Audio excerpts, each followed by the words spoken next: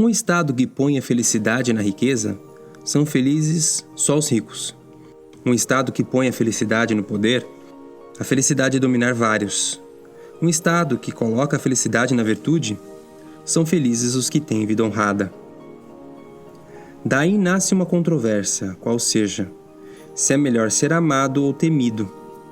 Pode-se responder que todos gostariam de ser ambas as coisas, porém, como é difícil conciliá-las, é bem mais seguro ser temido que amado. Seria a democracia o pior regime? O que pensava Sócrates? A política é só briga de poder? Afinal, vale a pena ser ético? Os bonzinhos só se dão mal? O Estado existe para controlar ou ele está ali para defender? Como manter a calma em qualquer situação? Olá, eu sou o Paulo Rafael e todas essas perguntas foram respondidas por Platão, Maquiavel, Epiteto e outros filósofos. Neste vídeo de retrospectiva, iremos expor a essência do pensamento filosófico deles com as lições mais comentadas e dar uma lição nova ao final. E se você quer aprender como a filosofia pode tornar melhor a sua vida e a vida de quem te é próximo, clique no seu presente ao fim do vídeo e baixe o brinde gratuito para você trilhar o caminho transformador da filosofia. Nele, ensinamos a filosofia como estilo de vida. Vamos às lições. O grande filósofo macedônio Aristóteles escreveu muitos livros. Um dos mais conhecidos é o seu livro chamado A Política. Diferente do que se pensa atualmente, esse livro não trata de partidos políticos ou briga de poder, mas pensa a sociedade como lugar de felicidade e excelência dos seus integrantes. Aristóteles usa um método de análise a partir dos princípios. Para ele, toda a sociedade tem a sua origem nas famílias, especificamente numa família que possui alguma excelência de destaque, da qual as outras pessoas e famílias se admiravam e se associavam a essas famílias, formando as vilas e depois as cidades. Portanto, a origem de qualquer cidade, para Aristóteles, está na virtude, e a finalidade de qualquer cidade é proporcionar a cada cidadão a possibilidade de alcançar a felicidade máxima através da busca da excelência. Portanto, uma cidade não existe para fins militares, comerciais ou econômicos, mas para viver o bem comum. Primeira lição: todos devem ser bons cidadãos. Aristóteles pensa a cidade numa conexão ampla da parte com o todo e do todo com a parte, diferente da sociedade atual fragmentada e individualista. Para ele, o ser humano é um animal político, ou seja, para que o ser humano se torne plenamente humano, ele precisa da sociedade, e é na sociedade que ele pode se realizar como pessoa. Há um vínculo estreito entre o indivíduo e a sociedade. Em outro sentido, para que exista uma boa sociedade, é necessário pessoas virtuosas dentro do Estado e sociedade. A ideia é simples: quem lidera e quem é liderado deve possuir virtude em alto grau. Os fins justificam os meios. Apesar dessa frase não ter sido dita literalmente por Maquiavel, ela ajuda a entender bem os tipos de conselho que ele dá no seu livro O Príncipe, que foi dedicado a Lourenço de Médici. Eis alguns conselhos, por exemplo: mentir, distorcer os fatos, ameaçar os opositores, tirar o dinheiro e poder dos ricos e dar aos pobres, usar de charme, palavras bonitas e de efeito para manter-se no poder são alguns dos conselhos do livro. Maquiavel ficou conhecido pelo seu realismo político e pessimismo antropológico. À medida em que ele olhava para a história de Florença e dos estados italianos, identificou que os príncipes, estadistas e comerciantes bonzinhos sempre eram atropelados. Por isso ele abandona a ideia da união entre a ética e a política, comum no pensamento antigo e medieval, como de São Tomás de Aquino e Aristóteles. Ele funda, assim, o pensamento político moderno, a política pela política, que significa não pensar em um estadista ideal, mas o real, abandonar a ideia de dever ser e se concentrar no real, aquilo que é. Maquiavel não acreditava que ser bom e virtuoso acabava bem, porque os homens maus, egoístas, propensos à corrupção, se davam bem. Portanto, o melhor conselho é agir com virtude, astúcia, e não se deixar se surpreender pela fortuna, o acaso ou a sorte. O Príncipe, seu livro mais famoso, é um manual de conselhos para o príncipe manter-se no poder. Ou seja, como o bonzinho pode aprender com o tirano como ser eficaz e não apenas bom. Como na frase no início: se é melhor ser amado ou temido, ambas as coisas seriam boas, mas como é difícil as duas, se for para escolher, é melhor escolher ser temido.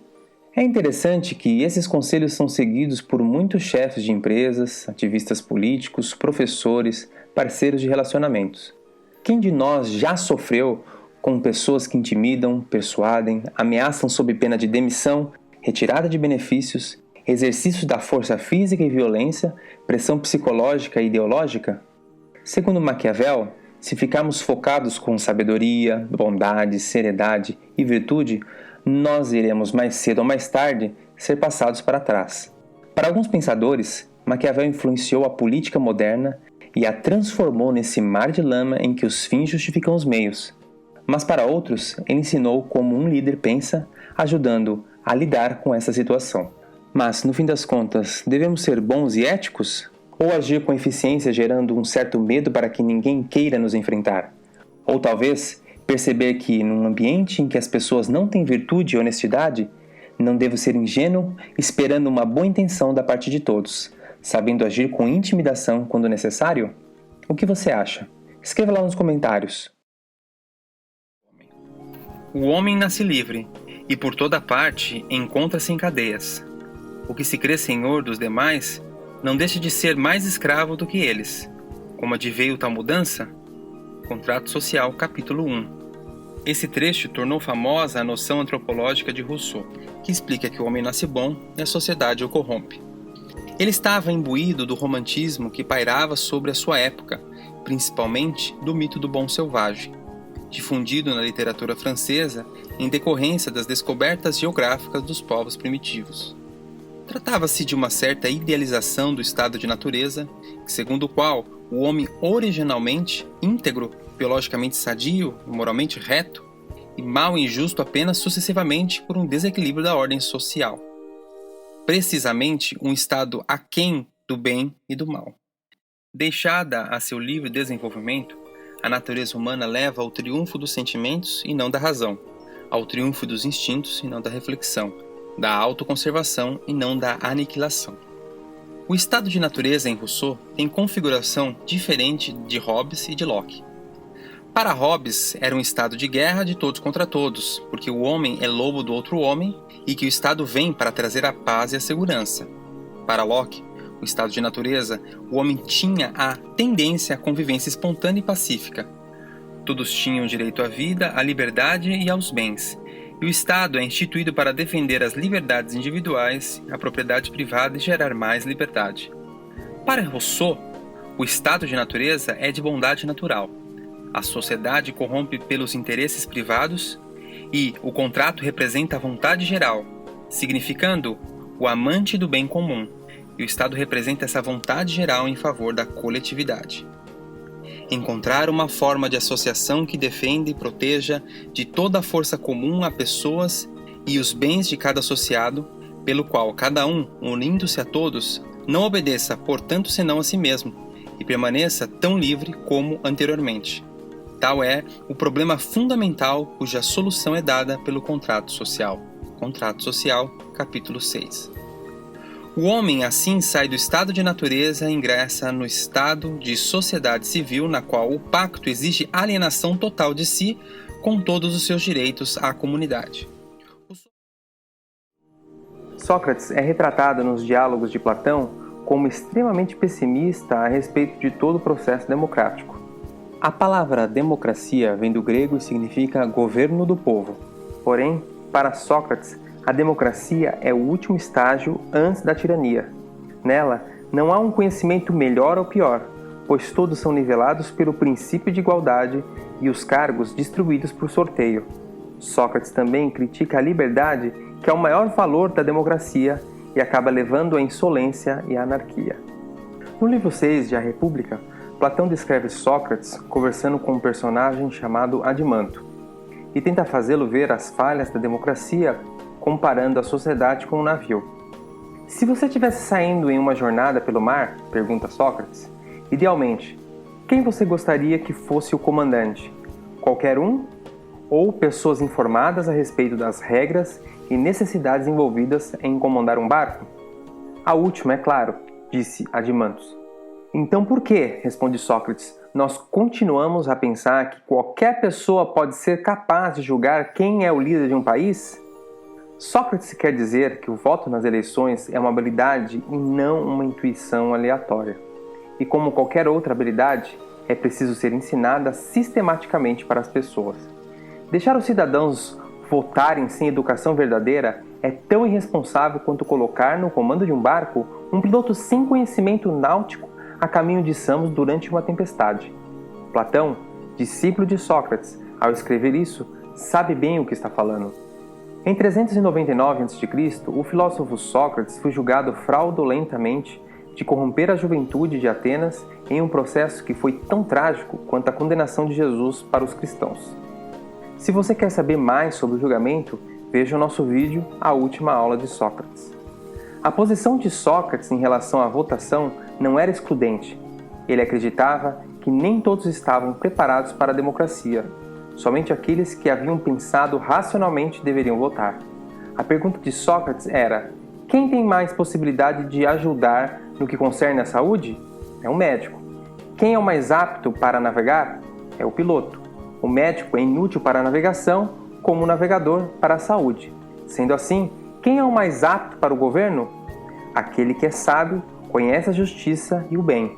Ou seja, para Sócrates, o ser humano não consegue executar atos corajosos, justos e bons sem conhecer previamente o que significa cada uma dessas virtudes.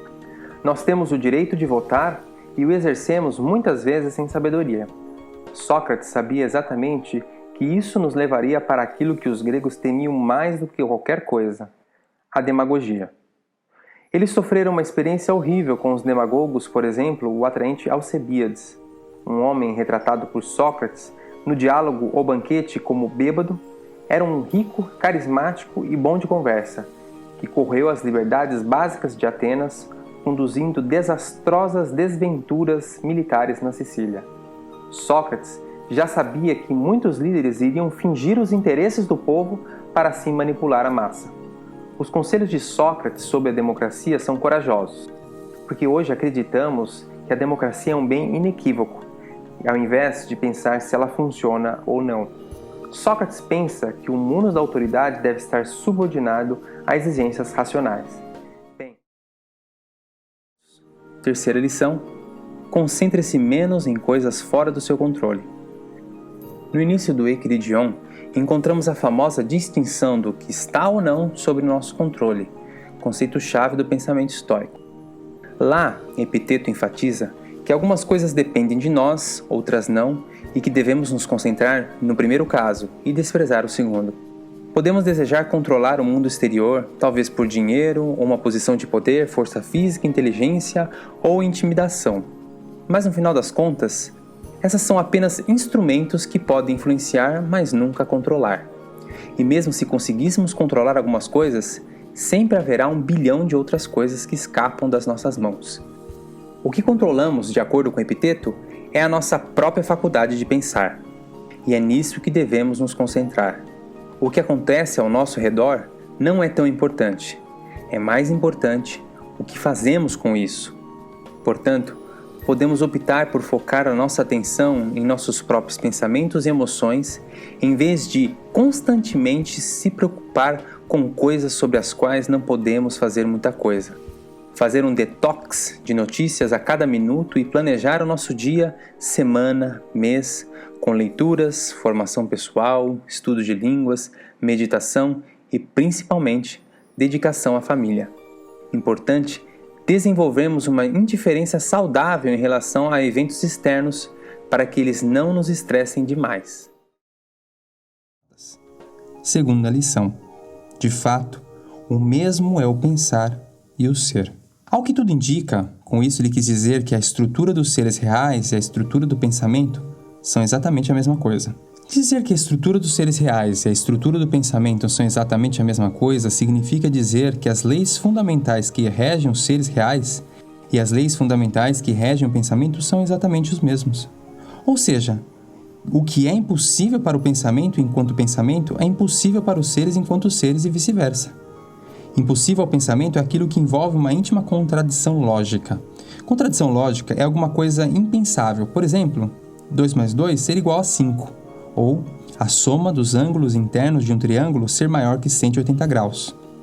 Uma coisa ser e não ser a mesma coisa ao mesmo tempo é uma contradição lógica. Todas essas contradições que nunca foram vistas no mundo real podem ser consideradas como fatos evidentes sem tantas explicações. Se algo tem uma contradição lógica, torna-se ininteligível por causa deste motivo. Isso é uma propriedade do mundo do pensamento. Ou seja, há certas coisas que não são possíveis no mundo do pensamento, não por incapacidade, mas por serem impossíveis em si mesmas. É impossível agora e impossível para sempre. O ponto é, se no mundo do pensamento não é possível, ok, então elas poderiam existir no mundo real, certo? No entanto, isso não acontece e nunca aconteceu no mundo real. Por que não pode existir alguma coisa que a mente humana seja radicalmente incapaz de compreender? E se esta é uma limitação do mundo da inteligência e apenas do mundo da inteligência? Por que essa limitação parece estar também no mundo real e não só na mente? Para Parmênides, a natureza parece se mostrar como verdadeiramente participante dos mesmos fundamentos da natureza racional. Os pré-socráticos, a natureza é como se fosse dotada de uma participação da natureza inteligente. Mas agora com Parmênides, ele consegue perceber que, em certo sentido, o ser é ao mesmo tempo que o pensar. E com isso, parece que esta interdependência entre natureza e pensamento é mais séria do que pensávamos. No mundo real e no mundo do pensamento, não existem contradições. Algo não pode ser e não ser ao mesmo tempo sob o mesmo aspecto. Um bezerro não pode nascer e não nascer no mesmo momento, o que significa que o mundo tem um princípio inteligível que é o mesmo princípio do nosso pensamento. Ser e pensar é o mesmo. Por acaso você nunca achou estranho de que, além de você conseguir entender a natureza parece estar completamente pronta para ser compreendida? Estudamos a fotossíntese e percebemos que existe uma razão de ser impressa na folha da árvore e que a inteligibilidade não está sozinha na minha mente, mas ela é completamente compatível com a folha da árvore. Essa contemplação é o que nós da Escola dos Pensadores procuramos ensinar aos nossos alunos como filosofia pode ser um estilo de vida. Agora, como prometido, uma lição inédita de Platão. Estou tentando apenas convencer-vos, aos jovens e aos mais velhos, de que não deveis preocupar-vos com os corpos, com as riquezas ou com alguma coisa antes de vos preocupardes primeiramente com a alma, de forma que se torne o melhor possível, afirmando que a virtude não nasce das riquezas, mas da própria virtude vem aos homens as riquezas e todos os outros bens, tanto privados como públicos.